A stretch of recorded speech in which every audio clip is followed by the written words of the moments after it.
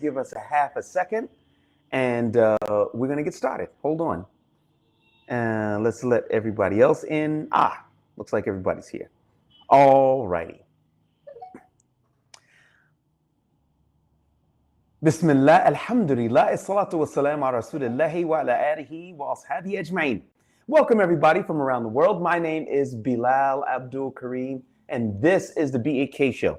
We're going to be discussing some things, some topics which are important to the Muslim Ummah. Of course, I am your host, Bilal Abdul Kareem. We're going to be talking about Gaza. We're going to be talking about Syria and more. But most importantly, with this particular show, it's your show. So you get a chance to ask the questions that you think are important to you. And I'll do my best to try to answer it. If I don't know the answer to it, I'm just going to say I don't know. But we'll try it. We're going to give it a shot. Okay? So we're going to get started. But first, we want to let everybody know what we're doing. If you can help us out, we've got a project that we've been working on for some time. And it's at medina.com/voices of truth. We need you to visit our crowdfunding page. If you can help us out, brothers and sisters, it would be a real boost. $5, $10, $100, whatever you can do. So that's at medina.com/voices of truth, MADINAH.com/voices of truth. All right. Now, we're here, and let's get started. Okay, first of all, brothers and sisters,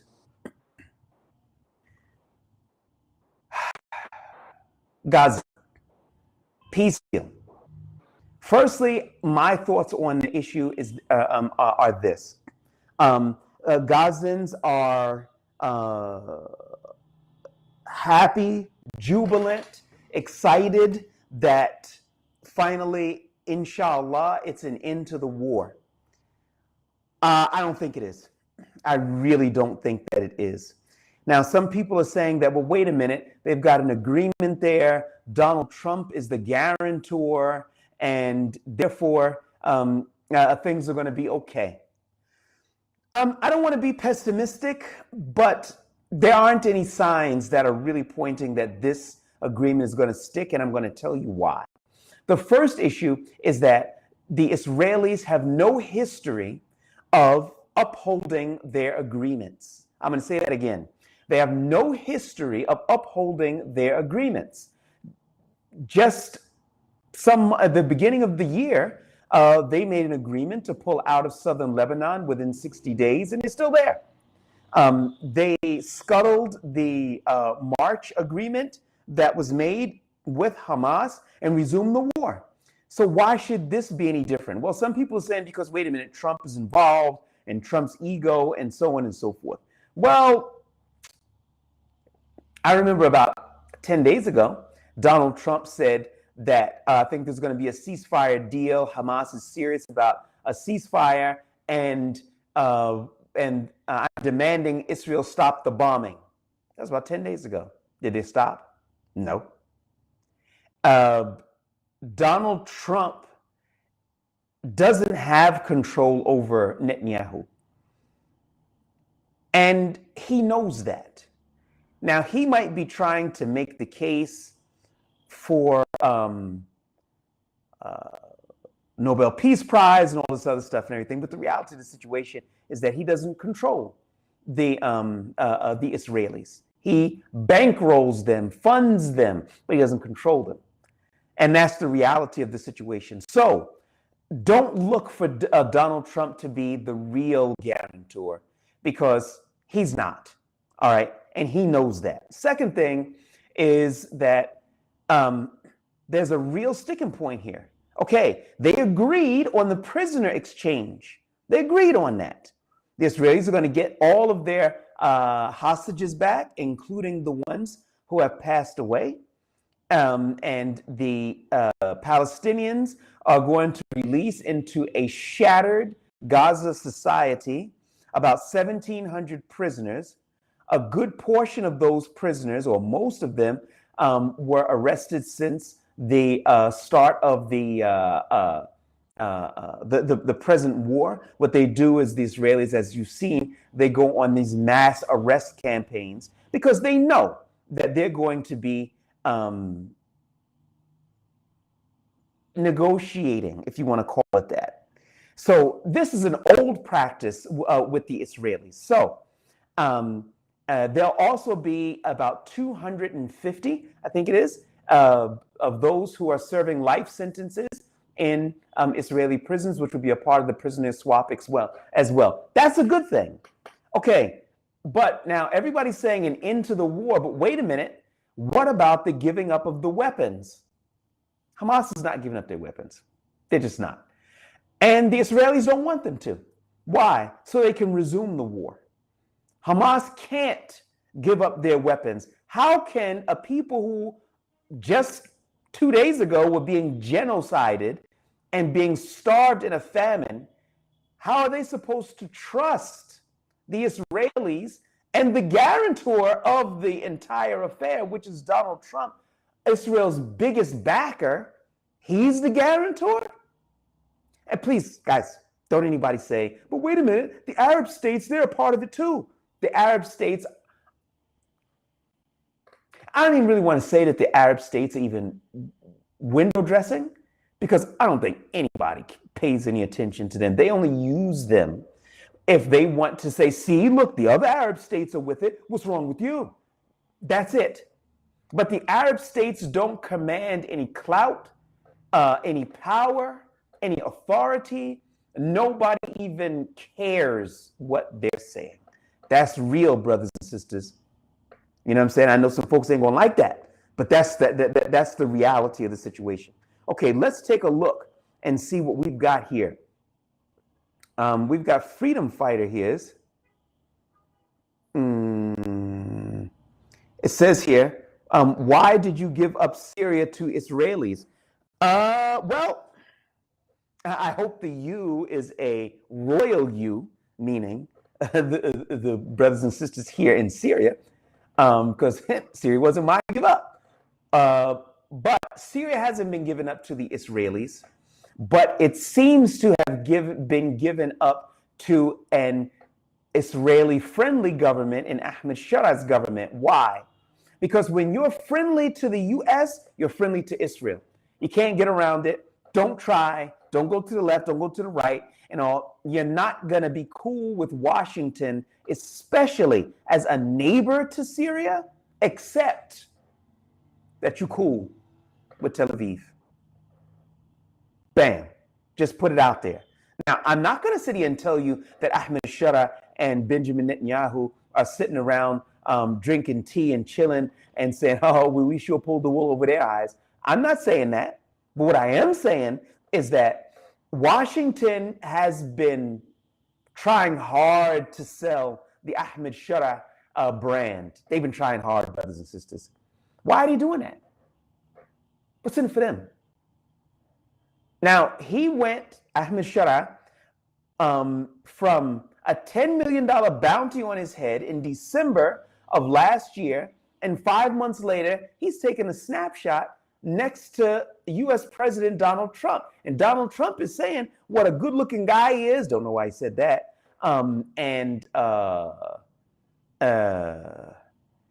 He's a good guy and, tough guy and, praise from the Pharaoh of our time. I couldn't imagine Pharaoh praising Musa alayhi salam. But Ahmed Sharah's not Musa, is he? So the reality of the situation here is that you can't get around this situation of Ahmed Sharah being Israeli friendly. Now, is all of Syria sold? No, because it's nobody's to sell.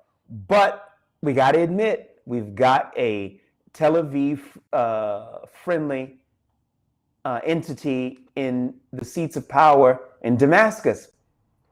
Because if you're cool with America, you're cool with Israel. Freedom Fighter said here, he said, I'm sorry, Mr. Bilal, you don't get any more projects. You failed by giving Syria to Israel. Hey, man, I'm sorry. I'm sorry, man. I didn't mean to do it. I mean, wait a minute. What am I saying? I didn't mean to do it. I didn't have anything to do with that. Go visit our crowdfunding page. Okay. Omar C says, I want to see an uprising against Jolani all the real Islam groups and foreign fighters might try in the future. I don't want to see an uprising. I don't. I don't want to see guns being turned on other Muslims. What I do want to see is that the people who love Allah to come together and then tell Jolani that we're not having it. You either make the reforms, you make the changes, you follow through on the promises that you made during this 13-year war, or we're going to be looking for greener pastures. That's real. That's what I want to see. Now,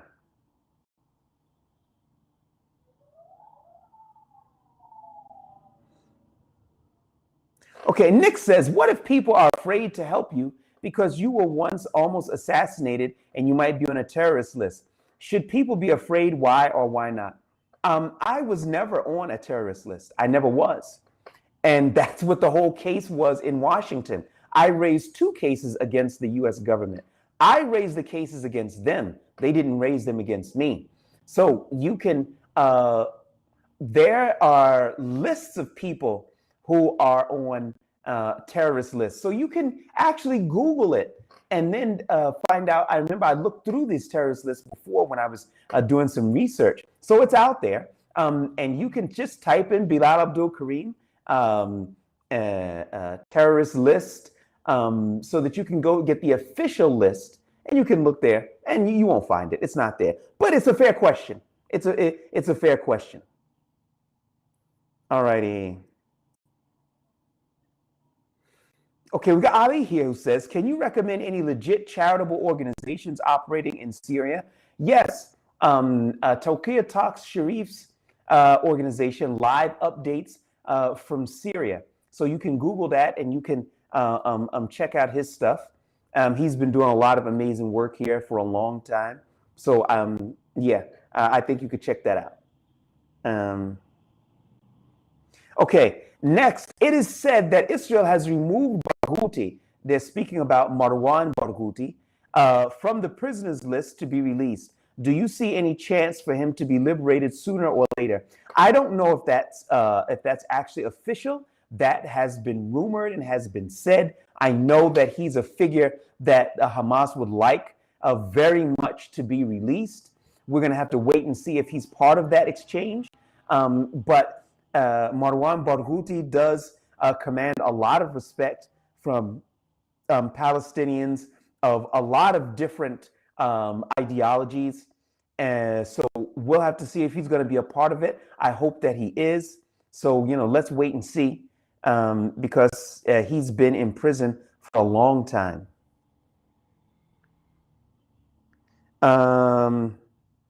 Let's see. Oh, Sumayya has something nice to say. Jazakallah khair for your regular updates. What jazak, sister? What jazak? Okay, next up, we've got, what is the situation with the SDF in Syria? Why are they fighting? Will Turkey intervene in the end? First question, the situation with the SDF in Syria. There were skirmishes last week on several occasions across several days between SDF forces and forces loyal to Damascus, the government of Ahmed Shara. There was no new territory taken or anything of this nature, but it was just back and forth shelling, and it was quite intense at some points. Thomas Barak came to town. That's the Syria envoy that Donald Trump sent. He was in town to make sure that everybody would be cool and things wouldn't spiral out of control, or that's what he said. The reality of the situation is this. Kurds are not going to disarm. The Kurds are not going to give up their control over the lucrative oil and gas fields. The Kurds are not going to join a government that they see is weaker than the assets that they have, because the cash cows for Syria, we're talking about the oil and gas, is under their control. Ahmed al-Shara and his government are under sanctions not to import weapons. Madloom Abdi and the SDF militia forces are not under those sanctions, and they bring in weapons. So there are a lot of issues that are there, including that the debacle which took place in Suwaydat, when Suwaydat was basically lost to the Israelis. That's out of Ahmed Shara's control. The Kurds saw that.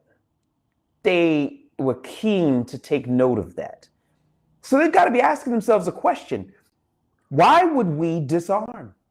What's in it for us? Oh, we get to join the state.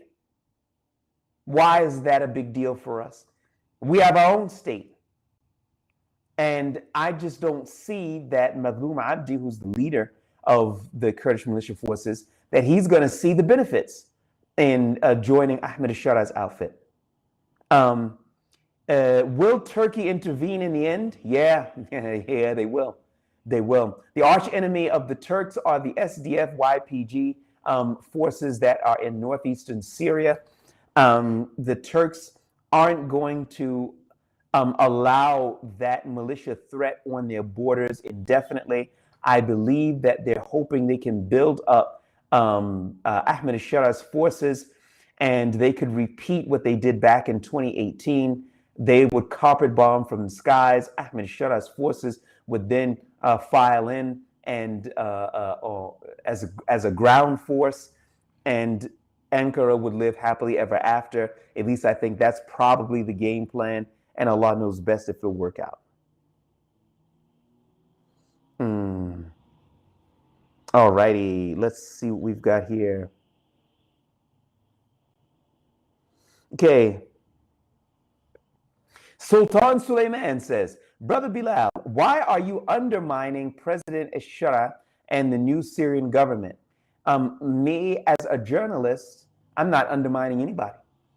I'm just telling you what the facts are on the ground. Ultimately, what you do with it is up to you.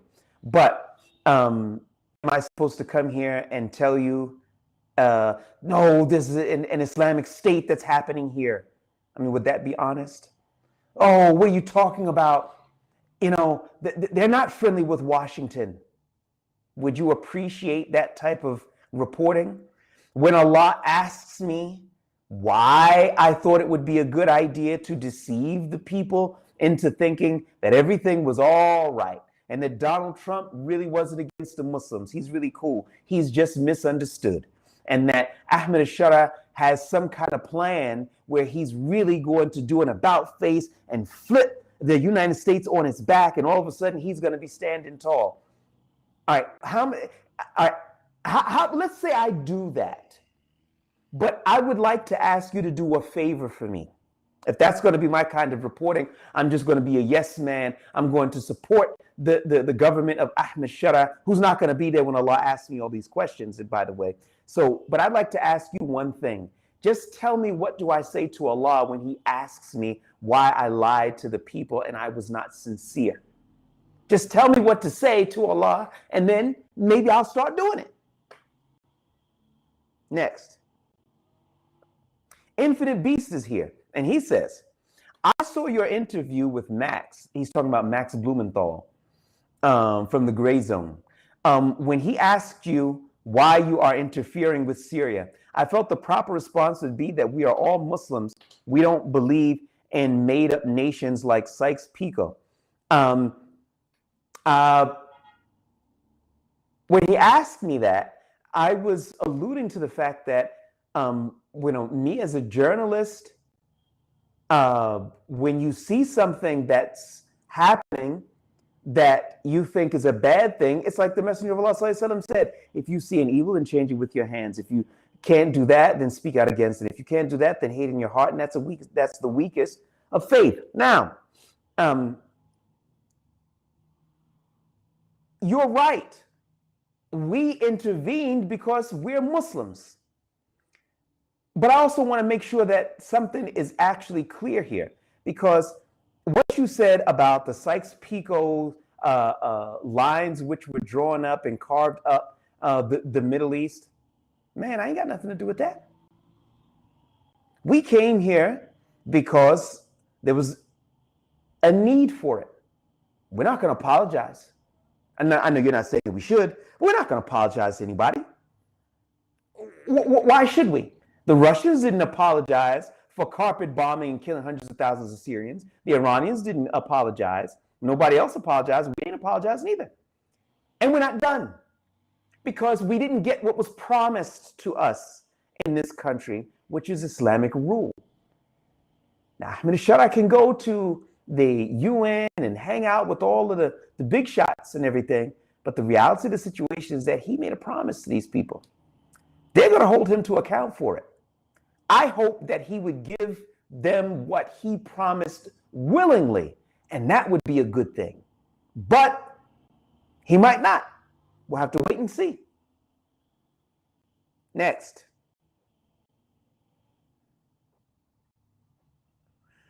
Sam says, would you ever have a conversation with the brother Sami Hamdi about Syria? Jazakallah khair for your work. Yeah, we've interviewed Sami Hamdi in the past, and it's high time that we give him a shout again. Next. Turkey has been involved in the negotiations, and they have given guarantees to Hamas that Israel is not going to resume the war. What may Turkey do if Israel does not commit to the agreements? Nothing. Nothing. I hope that that's clear to you. I'm not dissing the Turks, but I'm just being real. What are they going to do about it? I mean, the genocide was going on. Whatever pressure they could have put on the Israelis that they wanted to put on the Israelis was already there. So if the Israelis just say, hey, man, forget that. What agreement? Here's the agreement. And then they go back to resuming the war. What are the Turks likely to do? Write a letter to the UN? I couldn't imagine that they would be doing anything more than that. Now, Erdogan is unpredictable. He might do something, but my guess is that he's not. He wants to be a part of this F-35 fighter jet program. He wants to protect his economy. He also wants militarily to keep the buffer zone between Turkey and the Israelis, which is what he wants. But I'm not sure he's going to get it because those Israelis are not going to stop unless somebody shows them something. And Allah knows best. All right, let's take a look and see what we got here. Okay, we've got Middle Class Investing, who says, also, how can we support you financially to stay an independent Muslim journalist? Please visit this crowdfunding page, which would be great if you could do that. That's Madinah.com/voices of truth.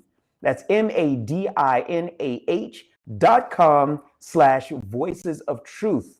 You can financially support us there. We've got a great project that we're working on. Yeah, man, it would be great if we could have your support, whether it's $5, $500, or a dua. Now, next, what do you think of the election results in Syria? I think that the more succinct question would be, is what do I think of the election process? Because most of the people who were elected are people that we don't know. The second thing is that how were they elected? Did the general people elect them? They didn't. The general people were not able to participate. This was a process wherein the President Ahmed Shara, he chose a committee of the High Electoral Commission who chose different branches of the Electoral Commission around the country. We're talking about Damascus, we're talking about Homs, we're talking about Al-Bab, Azaz, Halab, and such like that. And this group right here is the group that chose the Electoral College. They numbered about 6,000 people. Within those 6,000 people, They chose amongst themselves who would be a part of the Majlis al-Shab, or the People's Assembly. And if you were not a part of that 6,000 man group, chosen group, chosen group, chosen group, then you were not a part of the electoral process. Nobody campaigned outside. Nobody made any campaign promises. Whether they would keep them or not, and all is irrelevant, because nobody had to make any campaign promises. Nobody campaigned. So they were chosen. It started with the president. It went down to another community, to another council whom he chose. And the people whom he chose some other people. And then they chose the Electoral College. And that's how they got 140 seats to be filled from a 210-member parliament. Oh, wait a minute. 210-member parliament, 140 seats. What happened to the other 70 seats? The president, he chose it. I didn't make that up.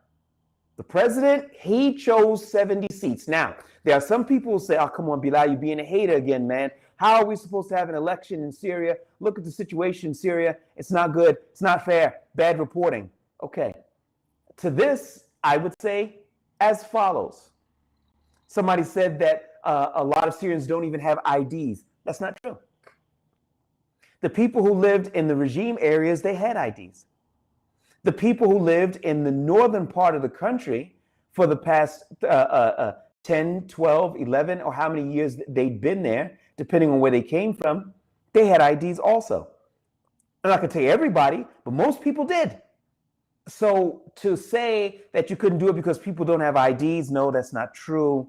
You could say it because people are displaced. Okay, look, the election might not be perfect, but brothers and sisters, let me give it to you straight. At least the bare minimum is that the people can have a voice. Now, I'm going to tell you something. I'm particularly sensitive to this topic because as a black man, we were kept from the voting process for many generations in America. And people were beaten, jailed, tortured, and killed so that black people would have the ability to participate in the electoral process. We're not talking about democracy. Democracy is a separate issue. Elections in and of themselves is a form of consultation and shura that doesn't violate the Quran and Sunnah. Allah, the Quran and Sunnah, they legislate the laws. That's not what we're talking about. We're talking about the leadership structure. And there isn't one way to the exclusion of other ways that you can choose your leaders. Okay. So the point that I'm making here is that black people were excluded from the electoral process, and they were represented in the government, but they didn't choose their representatives. Now, I don't want to see that happen here, and I'll tell you why. There's a big reason here. Check this out. When everything comes down to one guy, he chooses the High Electoral Commission, they choose the other people, and that's 140 seats that are indirectly linked back to him. Plus the other 70 seats are directly linked back to him. So if the enemies of Syria want to control Syria, just control Ahmed Shara. That's it. That's all you got to do. You don't have to worry about controlling a strong political class in the country like strong countries have. Weak countries have a strong man, a dictator. All they got to do is just make this sure that there's some cash on the table, give him some freedom, rub some talcum powder on his back, and next thing you know, you got yourself a dictator that's loyal to you. Now, I'm not saying that that's what they're doing with Ahmed Shara, but what I am saying here is that it makes it really, really, really simple to control Syria by just controlling Ahmed Shara. Now, us as Muslims, a nation of 26 million people, you really want to tie our fortunes to one guy? Now, he might be a nice guy. We might think a lot of Ahmed Shara. We might say that he's this or he's that. He's the Salahuddin of our time. If that's the way that you feel, that's the way that you feel. But people are vulnerable. Why tie it to one guy? What's he talking about in all these meetings with the Americans? I'd like to know. I'm going to be real with you. but he's not accountable to anybody. And the people he chose for the People's Assembly, you think they're going to ask? Because he put them there. The people didn't put them there. So if he says, you know what, I think you're a bad choice, get your stuff and get out. What's the person going to do about it? What's he going to do? Say, I was elected by the people. No, you weren't elected by the people. You were chosen by me. Get your stuff and get to stepping. That's it. Now, so if people start asking embarrassing questions, it's going to be like, yo, who said that? Who said that? And that's not what we want. That's not what's going to help us to be successful with those slick Israelis on our border and those jokers back in Washington. And are we supposed to be comfortable that everything comes down to one guy who's going to make all the decisions, accountable to no one? Even he himself said that presidential elections will be another 4 or 5 years from now. There might not be a Syria in 4 or 5 years. I digress. And so those are my thoughts on the election. Now, all righty. Alexander. Assalamu alaikum, akhi. Wa alaikum salam wa barakatuh.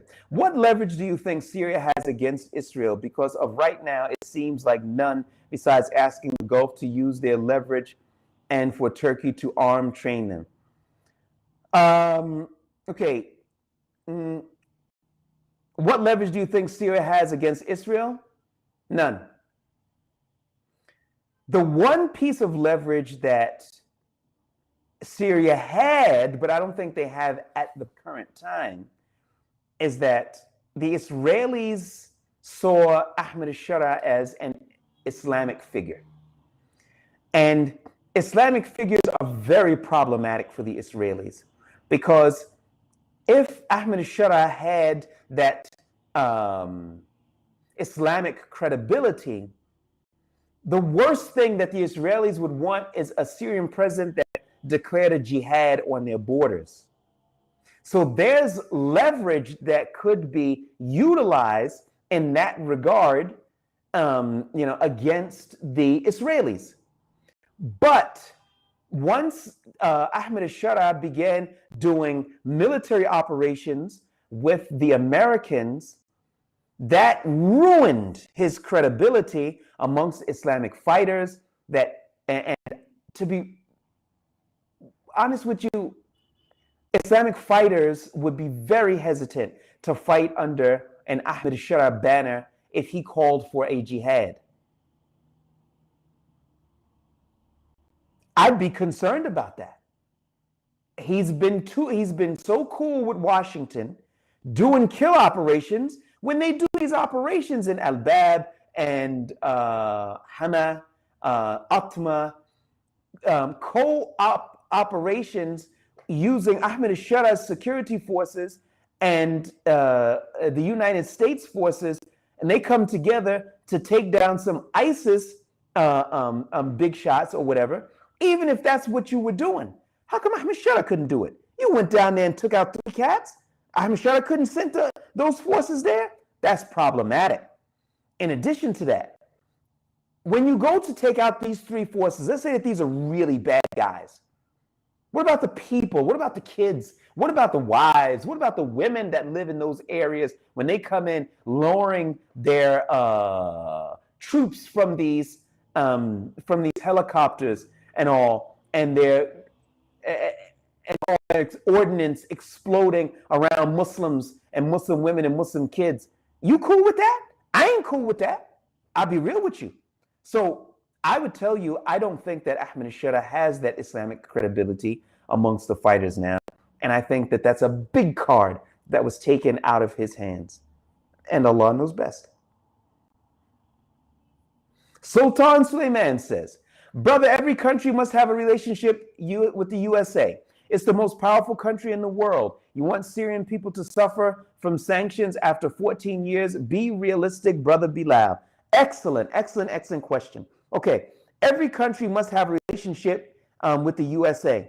The Taliban don't have a relationship with the USA in the respect that they are getting things from the USA and giving things to the USA. The USA fought in their country for how many years?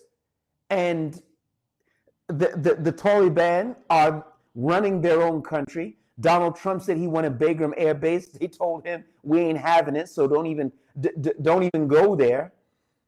Donald Trump stopped talking about it. He realized that they were serious. I can't imagine Ahmed Sharaa coming up and saying that.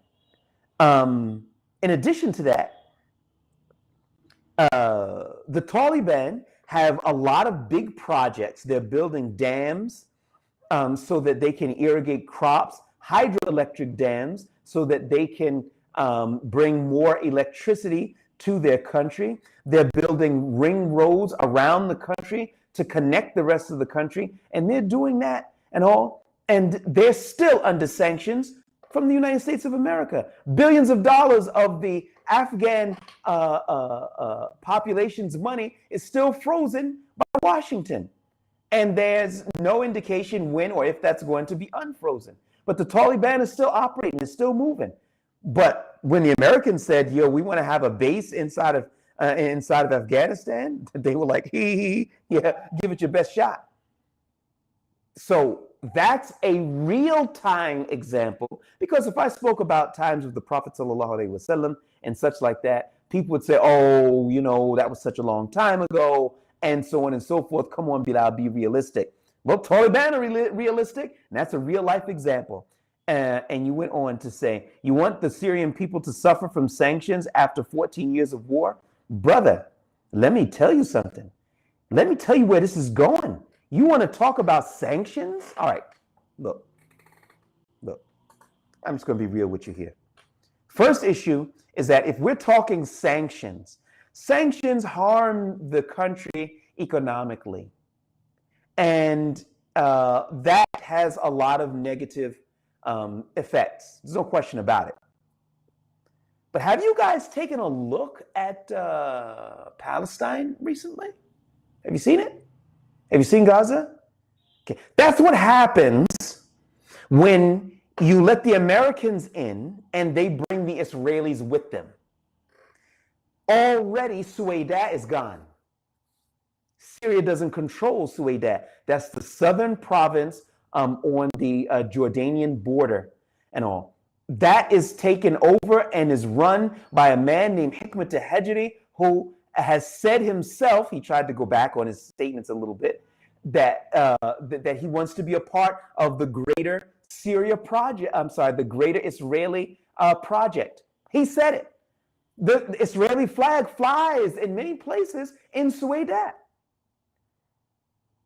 That's worse than economic sanctions, because even when the economic sanctions were going on and Bashar al-Assad was here, Syrians were still getting along and surviving. There are hundreds of thousands of Palestinians that ain't surviving, that are dying, or they're already dead. And that's real. So don't sit there and think that just because we got some cash that we can do some things. Nah, it ain't like that. And there's a leader that's worse than Bashar al-Assad.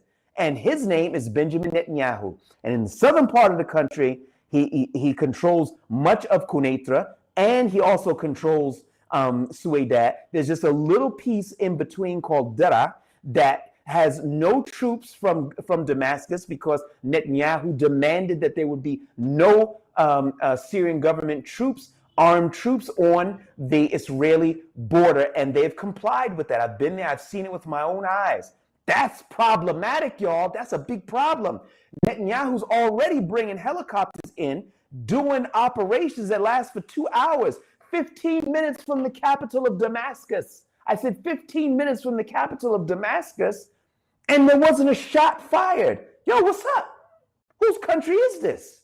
So I'm telling you, brothers and sisters, don't get gassed up by thinking that just because you got some good economic opportunities and such like that and everything, that you're good, because you're not. Because number one, so far, they haven't given the good economic opportunities. The Syrian pound, when Donald Trump announced the lifting of sanctions, it was 9,200 lira to the dollar. Now it's about 11,700, 800. I didn't change any money recently. That's why you guys got to visit my crowdfunding page. So where are the benefits? We haven't seen it yet. Some benefits might be coming, but we ain't seen nothing yet. So I'm saying to you is that I think you have to be, you have to see 2 or 3 steps ahead and not just, well, all we've got to do is lift the sanctions and everything's going to be all right. Well, we don't have sovereignty right now. We don't actually have, as per the sanctions of Washington and all, we can't even import weapons that can threaten Israel. We can't. Because as soon as they do that, when Ahmadinejad goes back to keep the sanctions lifted, because they weren't removed, they're only lifted, and every 180 days that Damascus has to go back to Washington and beg to keep the sanctions still lifted up off the country. Now, if they start importing weapons, Washington's going to say, yo, what's up? We heard about that Chinese stuff that y'all been bringing up in here. You better put that stuff in a box and send it back, or sanctions ain't going to be lifted. So you get controlled by your enemies. And that's real. And Allah knows best. Okay, Sultan Suleiman is back again. And he said, if Ashura is a bad guy, as you say, Brother Bilal, why haven't he arrested you yet, especially that you are undermining the new government? I don't busy myself with thinking about why he is or isn't arresting me. I didn't busy myself thinking why he was going to arrest me when he arrested me last time. I don't really concern myself with that. I concern myself with that I'm going to have to explain to Allah what I did with the health that I have, the voice that I have, the money that I have, the influence that I have. I'm going to have to explain all of that. And just getting up there saying, well, I didn't do anything, Allah, because I was scared that Ahmadinejad was going to arrest me. That's not a good answer.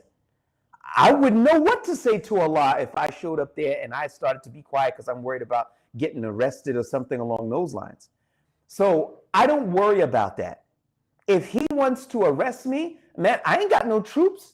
I don't have any a big Amni presence that could fight them. What can I do about it?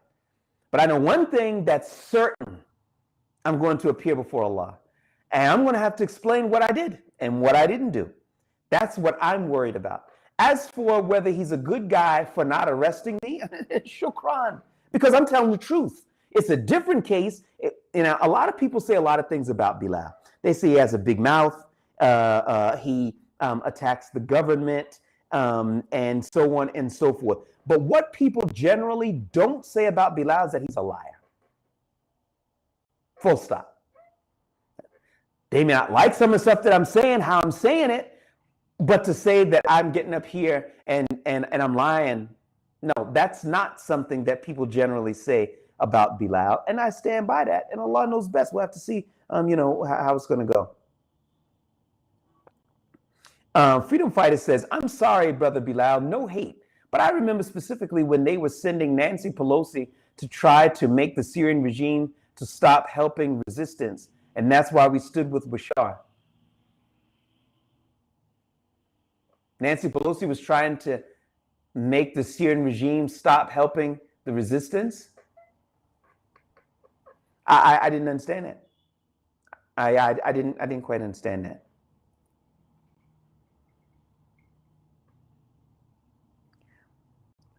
Brother, do you do realize that all Sunni Syrians support President Ashura and his government? Yeah, who told you that? They prefer to have a Sunni as their leader, without a doubt. No question about that. And every Syrian wants to see the government succeed. But don't fall into the trap of thinking that everybody's like, yeah, this is going great. Because that's not true. And even if it was, if there are things that are happening that are not pleasing to Allah, I have a couple of choices. I can either A, change it with my hand if I have the ability to do that, and if I don't, I can speak out against it, and if I don't have the ability to do that, then I hate it in my heart, and that's the weakest of faith. I don't want to show up to Allah with the weakest of faith. I want to do what I have to do to please Allah. That's why I'm here. That's what this is about. When I came to Syria, I had never even heard of Abu Muhammad Jolani or Ahmed al-Shara. I didn't know who that cat was. So I'm not a groupie for him. I'm not. I'm being loyal to the Quran, the Sunnah, and to the Muslims. That's what this is about for me. So if everybody is backing Fir'aun and everybody's doing this and all, and the people are laughing and dancing and clapping and everything, you think I'm just going to join in? Why? Because I want to be a part of the club? You can keep your club. Allah knows best. All right, let's take one or two more.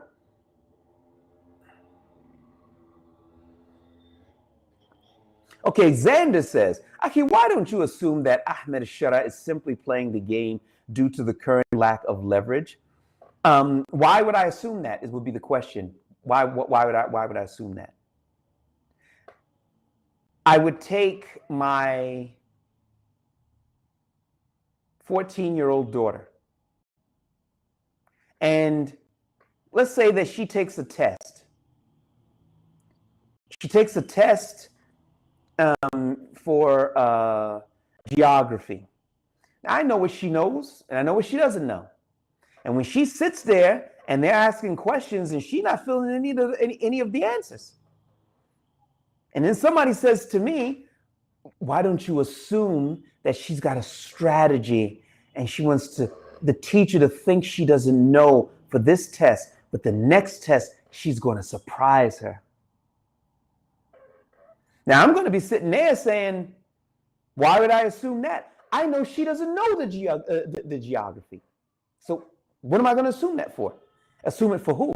Why? Because then that absolves me of having to actually speak out against the haram which is taking place. Is that why I should assume he's playing the game? So is that about him or is it about me? Because if I'm just going to assume he's playing the game when I know the things that he's been doing for the past 13 years, and maybe you don't know, but I live here. We know him very well. And I'm not convinced that he's playing the game. Because all of that talk about the Sharia and the Sharia and the Sharia and everything like that and all of this concentration on Islamic things, and all of a sudden now you're doing operations with the Americans? And I'm supposed to assume that he's just playing the game? No. Doing operations with the Israelis' top backer and friend is not a cause for me to assume he's playing the game. No, we need to ask him what's up. Now, I'm not going to sit here and tell you that he isn't playing the game, but I'm going to sit here and tell you that we can't afford to wait until everything is gone and then say, hey, man, can I ask you a question, man? You was playing the game? What were you doing there? No, we need to ask those questions today. Look, we want to be a part of this thing. This is Syria. We want to be a part of its future. But you got to cut us in here. You know what I'm saying? You can't be doing certain things and you don't say anything. And all, and we're just supposed to be like, oh, okay, he just playing the game, you know, he knows. No, we can't do it like that. And Allah does not ask us to do that. And Allah knows best.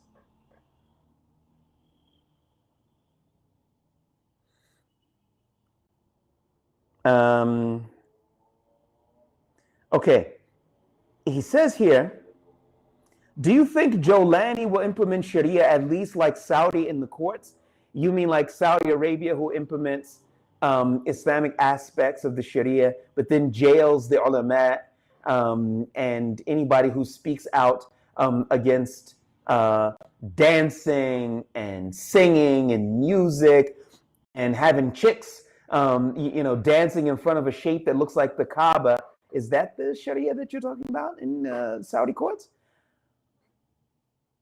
Who would want it? What would we benefit?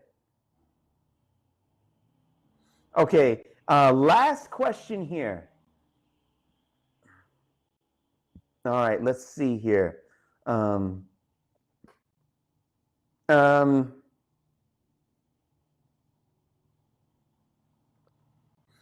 Okay, Nick says, during the Gray Zone interview, you said you didn't see that government nepotism is a problem in Syria. I find it hard to believe that this won't lead to more resentment and conflict in the near future. Now, I think maybe, I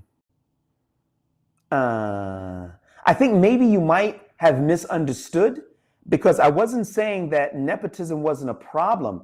Actually, I said it is a problem. And I said, if I'm quoting myself correctly, I said that it's stupid and counterproductive.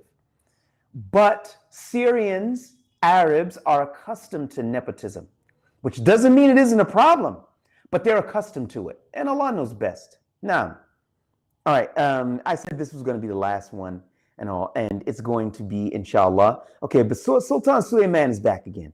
And he says, all right, let's see what he's got to say.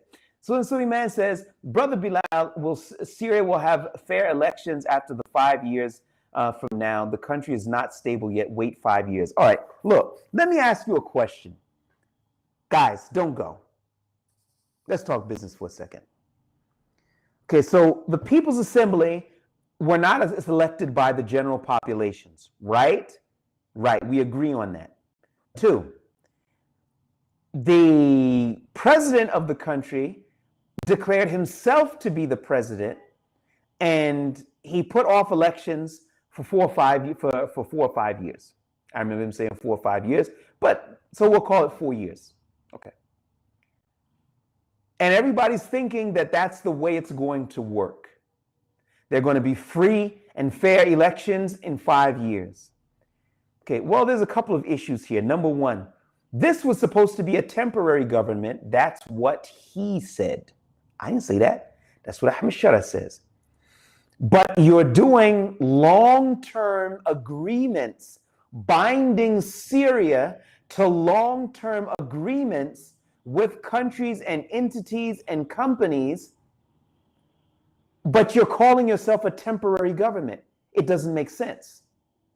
How are you going into long-term agreements, having the Emiratis to run our ports, who are the friends of the Israelis, and going into these long-term arrangements for a government that's supposed to be temporary? 5 years ain't temporary. That's not a temporary government. You know, call me a hater if you want to, but you can't say that the government is going to be in place for 5 years and it's temporary. That's not temporary. That's the first thing. Okay, so the country is not stable yet. I understand that. I get it. But let's go back to something else. Name me one Arab country that has real, free, and fair elections that elects their leader. Name me one.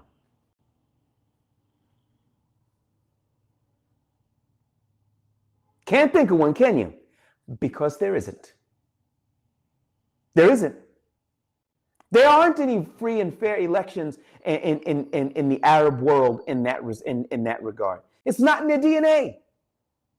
And you think Ahmed Shara is going to come and he's going to be the single one who appointed himself as the president? He's going to be the one that's going to bring free and fair elections?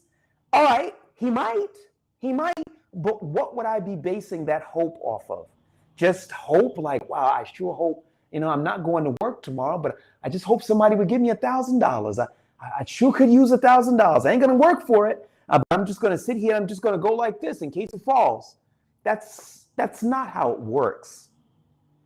Now, Ahmed Shara, what I would like to see him do is to work more with the Syrian people, being more transparent. These are the things that I would like to see, and to see more of a participation from the Syrian people in regards to choosing their own future. All right, brothers and sisters, we got to wrap this thing up. Look, guys, before we go, please do take a look at our crowdfunding page. It's Madina.com/Voices of Truth. That's MADINAH.com/Voices of Truth. I am your host, Bilal Abdul Kareem. Jazakumullah khair. Assalamu